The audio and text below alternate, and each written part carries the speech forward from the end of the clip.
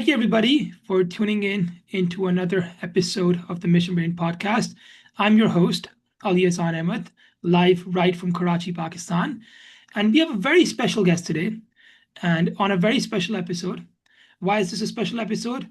The holidays are around and this is celebration season. And we want to take this episode as an opportunity to celebrate a very special leader and a very special guest, Dr. Seunggu Jude Han. I'm just going to give you a brief introduction, Dr. Han. Dr. Han is a clinical associate professor at Stanford University, and he is a board certified neurosurgeon and chief of neurosurgery at Palo Alto VA Medical Center. Dr. Han earned his bachelor's in neuroscience from UCLA, his MD from UCSF, and completed his neurosurgery residency at UCSF. And then later, he finished his fellowship training at UCSF too. But here's the exciting part. If neurosurgery wasn't exciting, this is one of my favorite parts about Dr. Han. This is what I love about him. He has received multiple teaching and academic honors, including Stanford's Michael Edwards Faculty Teaching Award, the Ralston Teaching Award at UCSF, and the Journal of Neuro-Oncology Award at the Congress of Neurological Surgeons annual meeting. Most of all, Dr. Han is an invaluable mentor, educator, and leader at Mission Brain. Dr. Han, welcome to the podcast. We're very delighted to have you. Yeah, pleasure being here and happy holidays.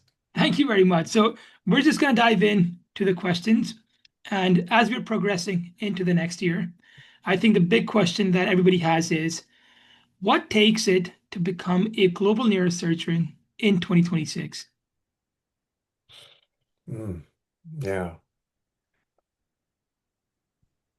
You know, global neurosurgery and the practice of global neurosurgery really requires a understanding of global health and population health at large, as well as an understanding of neurosurgery, is because both have unique aspects of how not only the clinical practice is done, but how capacity is built, how programs are built, and how expertise is built.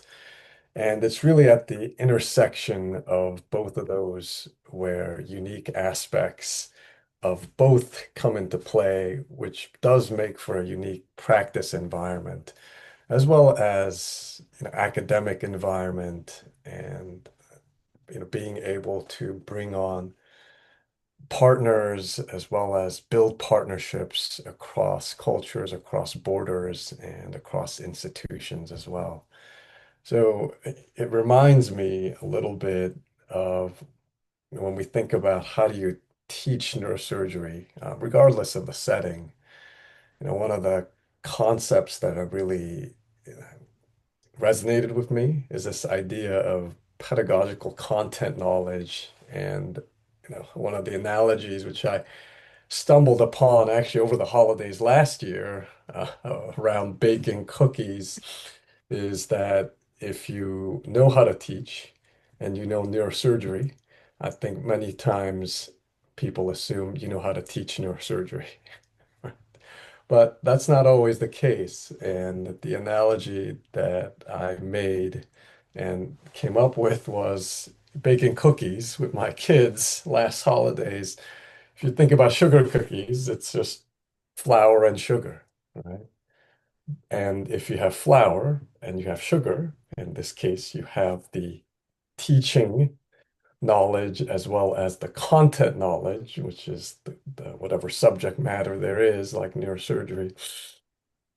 It, if you just mix the two together without thought and intention, you just have a bowl of flour and sugar. You don't get cookies just by mixing the two together.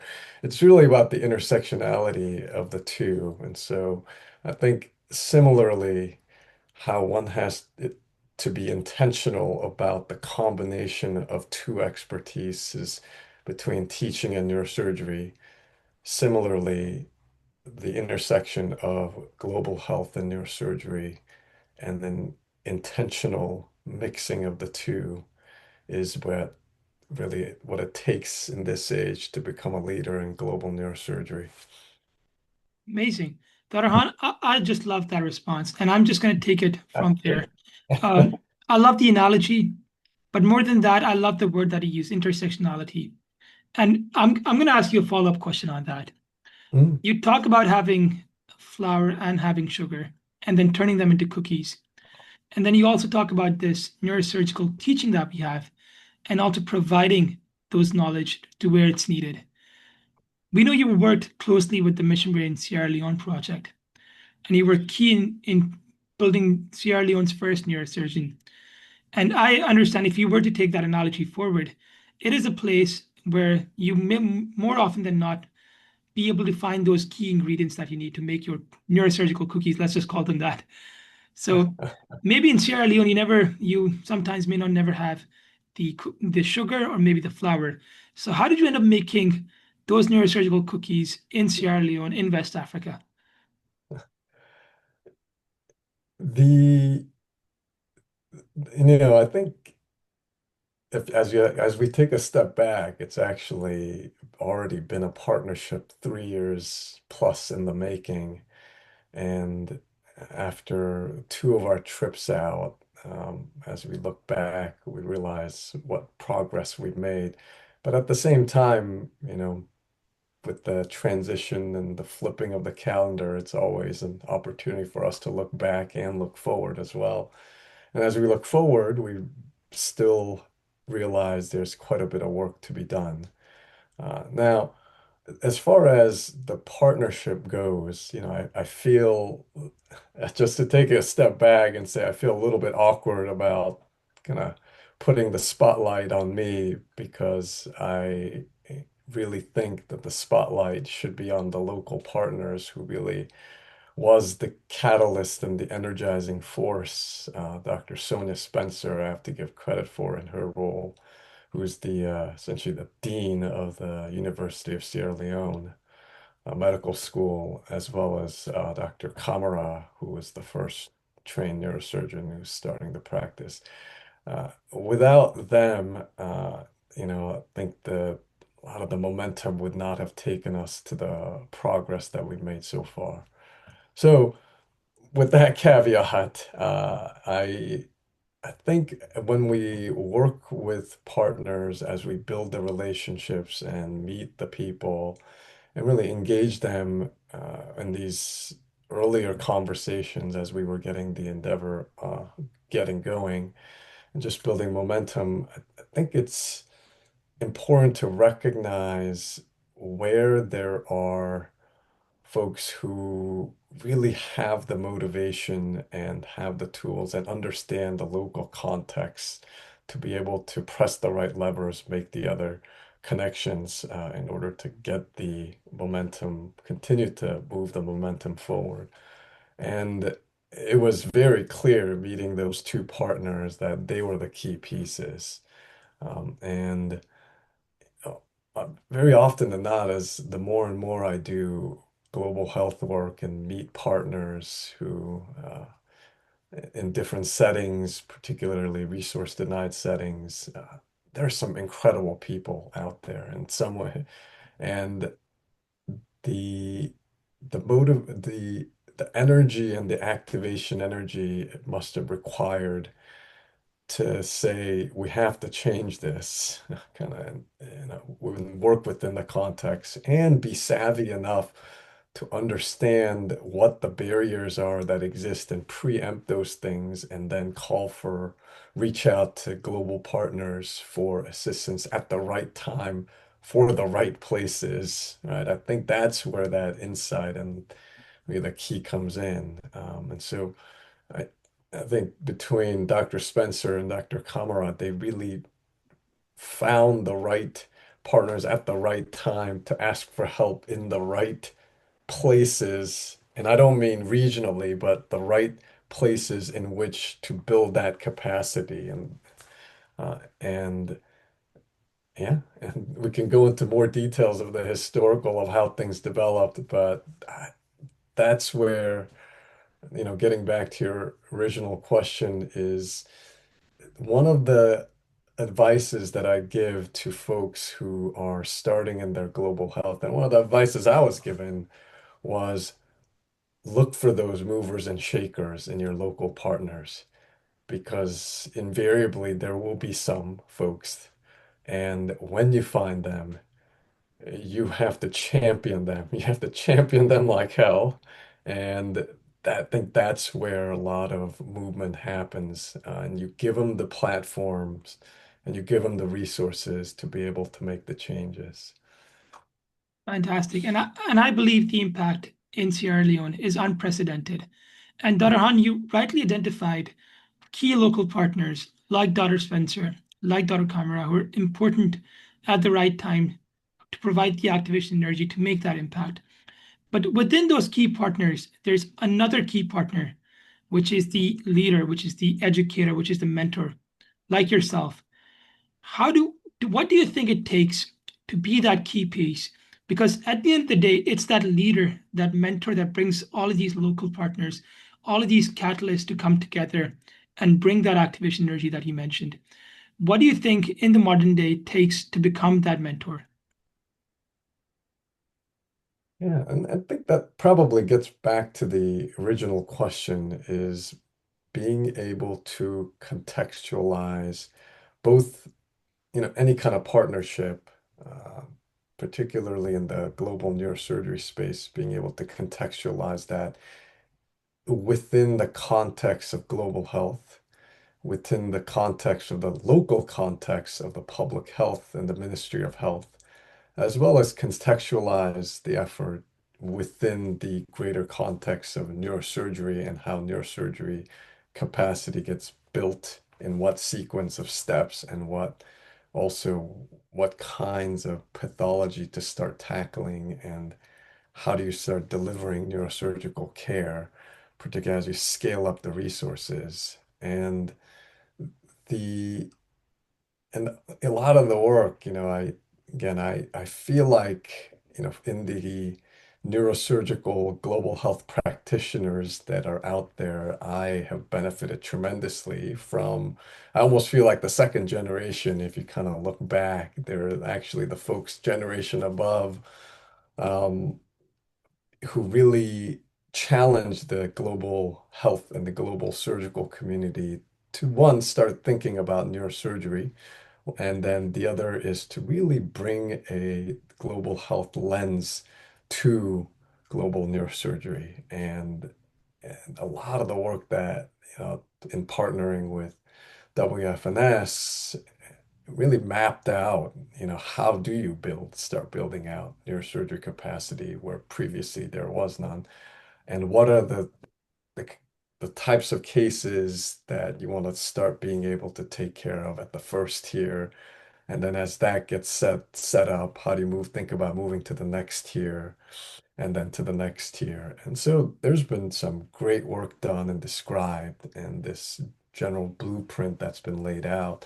And I'm talking about people like Key Park and Gail Rousseau, who are the generation above me, who really trailblazed and set global neurosurgery as a academic endeavor and how to do it responsibly and how to really do it so that there's sustainable impact over time.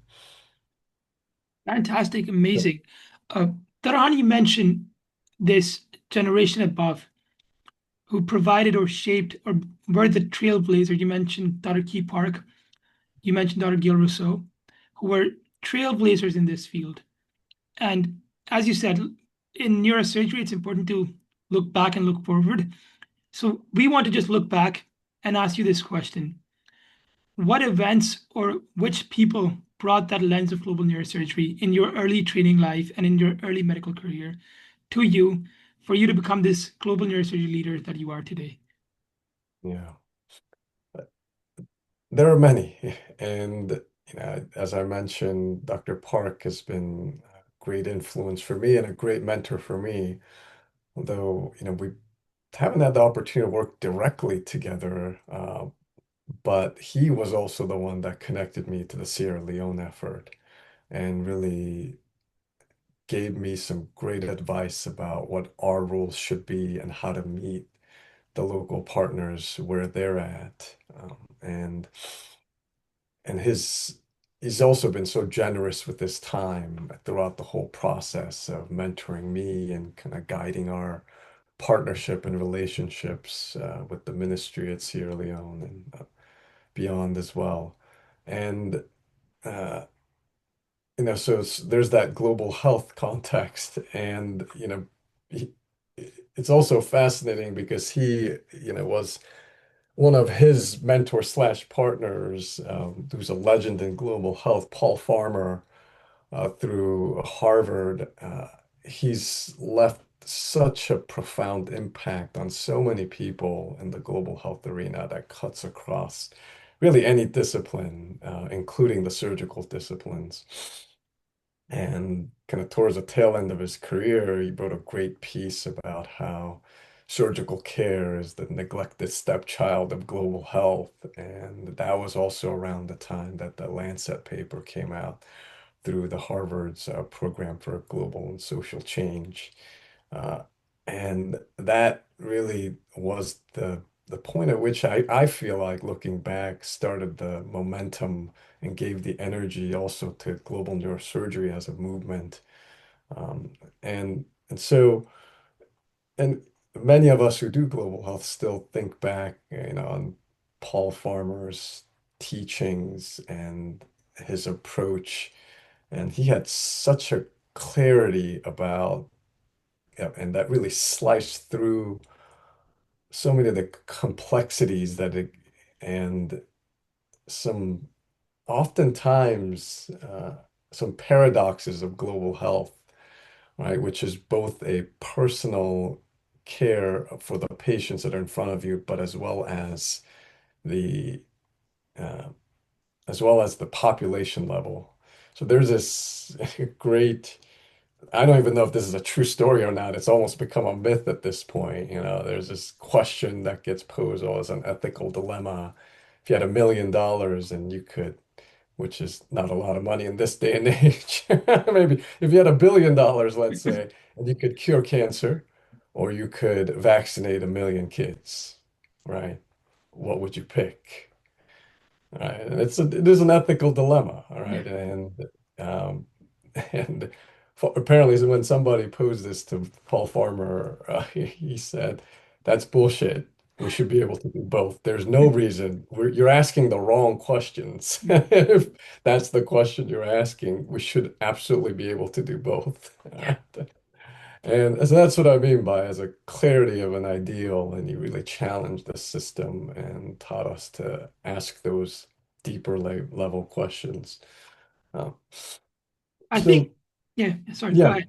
no, go ahead. Yeah. Yeah. So I think when you mentioned Dr. Han, which Dr. Paul Farmer says, asking the right questions.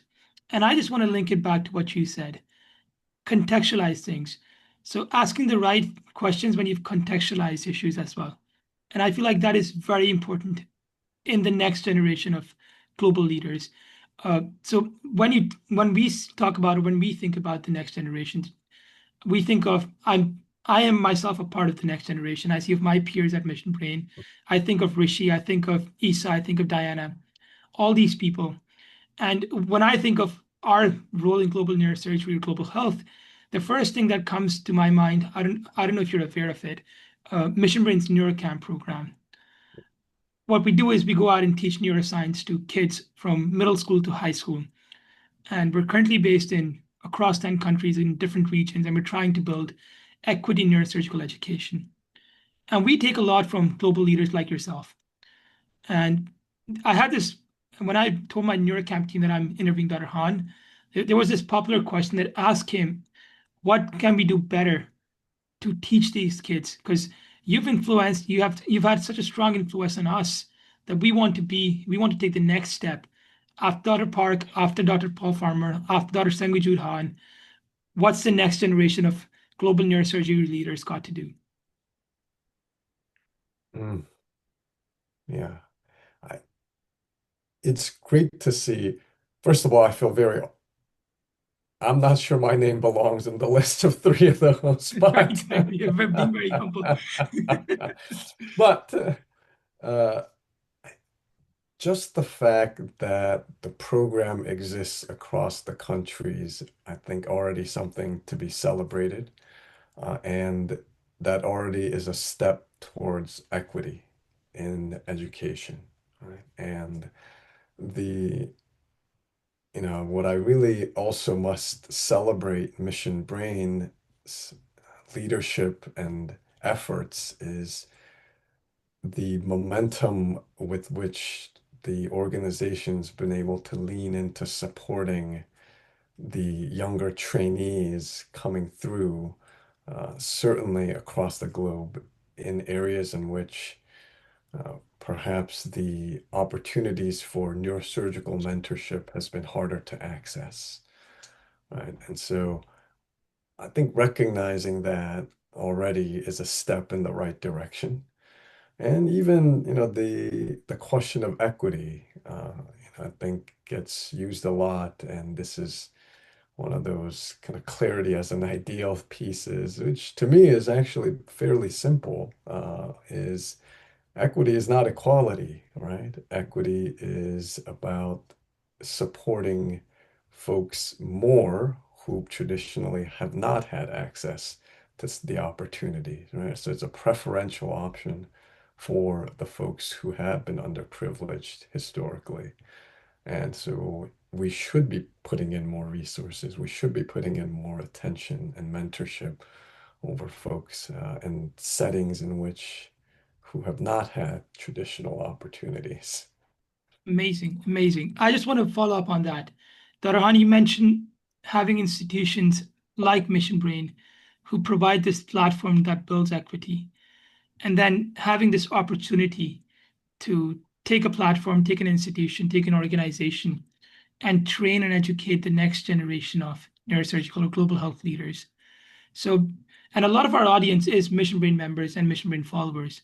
And I'm Mhm. sure they all want to know what got you into Mission Brain and through Mission Brain into working with meaningful projects like Sierra Leone. Yeah, the I was actually reflecting not that long ago about how long I've been part of Mission Brain and the efforts kind of in its early days.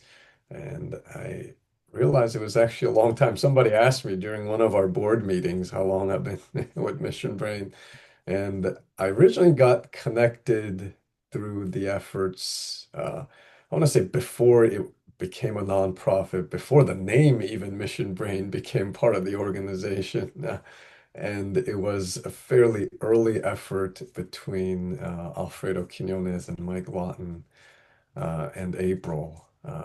And it was purely voluntary, and there was no, there there are no student chapters, and none of that existed.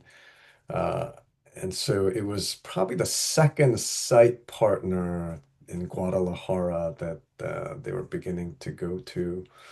And I joined in one of the trips almost serendipitously because I had an interest in global health, which I will say actually came through my spouse, who is much more of a wise and experienced global health practitioner. So a lot of the things I'm actually telling you now, I've learned from her. And just as a quick segue, when we first met, she was the one that first introduced me to the work of Paul Farmer. And the first time I got to actually see Paul Farmer in person was because she dragged me to one of his talks when he was visiting San Francisco. Uh, and she got to know him actually professionally, personally, kind of over the years. And she was the one that I think even introduced me to Key Park, actually. I think we should have her Um, on the podcast too. and yeah, exactly right. It should be much more of an interesting guest. But to get back to the Mission Brain piece, uh, the so yeah, I knew I had a interest in global health. I had not that much experience doing global health work back then, and but I also understood that the healthcare systems looked very different, even in terms of developing uh, healthcare capacity over time, and how even in my lifetime and being an immigrant, I also saw, in my childhood in Korea, how healthcare developed and changed in that time period. And so I had a general appreciation of that, but how to actually do global health and how neurosurgery looks like across different settings, didn't actually have much of an appreciation. And so going to Guadalajara and one of the earlier trips was actually quite an important experience for me. And what was really valuable for me, seeing that, was that, the partnership that uh, Alfredo had built with the local partners, and the role that we were coming to play and fill and help with and partner with, was a very targeted piece. And I think it was set up very well. And it wasn't just about coming in and providing service care. It was really focused around helping the trainees kind of see a slightly more complex types of cases and approaches, or an alternative way to tackle some of the more challenging cases that you see. And so, it's complex aneurysms, complex skull-base tumors. And it was very cool also because we got to, me and the resident, so I was a resident at the time in San Francisco, and the resident in Guadalajara, we were paired up to kind of serve as the resident role and open the cases together. And we'd share notes about how we kind of are, how I would open these types of cases, how they would open these types of cases. And um, yeah, and it was a great experience for both of us, I would like to think. And obviously, when it got to the more complex parts, either Alfredo or Lawton would come in and kind of give their 2 cents and their approaches. And I think, like I said, I think it was a very well designed partnership and role, and that obviously partnerships continued over the years. And I think we have an anniversary celebration coming up next year. It's some Wonderful. landmark year. Maybe it's 15, I forget. Wonderful. That's Yeah, amazing. and Yeah, go yeah, ahead. so that was kind of the earlier efforts, and I've stayed in touch with April over the years because of our interest in global health, which took us to the Philippines, and that partnership came through April, and also to Haiti. And as the models of what Mission Brain was able to offer and do also expanded, I think the organization also matured in being able to realize what it's able to do and what are the types of partnerships it's most effective in and less so effective in over time. And so in Sierra Leone, I think really challenged us in terms of kind of how to think about a capacity building partnership where there was little to no neurosurgery capacity, and doing that in sequence and supporting. And so it was a kind of a different skill set and a different um, partnership than before, but it has been a very valuable learning experience for the organization. And, I think being able to also leverage into some of the larger network of the student bodies, I think also has had some, you know, I wouldn't say unplanned. I'm not going to say unintended, but unplanned benefits for the students and trainees in Sierra Leone as well. Wonderful. And Dr. Han, it's so inspiring to see your journey with Mission Brain from Guadalajara to now working as a core member, a core leader within the community. And across our 100 chapters, I'm sure we all see you and look up to you and appreciate and are inspired by your work. I'm going to finish up with the last question. which is the most requested question. We know about the neurosurgeon, Dr. Han. We know about the global leader, which is Dr. Han. What we want to know about more is the surfing enthusiast, Dr. Han. What's your journey with surfing? I Surfing has been an important part of my life for many years now. Although I learned in San Francisco, when folks, hear that I grew up in Southern California after moving from Seoul, they assume that I started surfing in Southern California, but I never did. I started in San Francisco while I was in medical school. So it was an adulthood uh, hobby and passion that kind of grew over time. So I started in my 20s, and yeah, it's been growing ever since. The reason why I gravitate towards it, continue to come back to it, is a few. One is it really is a ability and an opportunity to connect with nature, and it is provides a degree of that connection and flow that I think you have to be intentional about creating spaces around. So it is a very meditative experience for me personally. And then the other part, which as I began to think more intentionally about education and learning in my recent years, is I realize also part of why I find surfing so rewarding and enjoyable is it is the growth curve of it and the my ability to get better at something is it doesn't seem to have much of a plateau effect, as in, in my 40s now, I'm certainly not as strong of a swimmer as I was 10 years ago, for example, or even 20 years ago but I am a better surfer this year than I am the year before and the year before. And so there's this one of the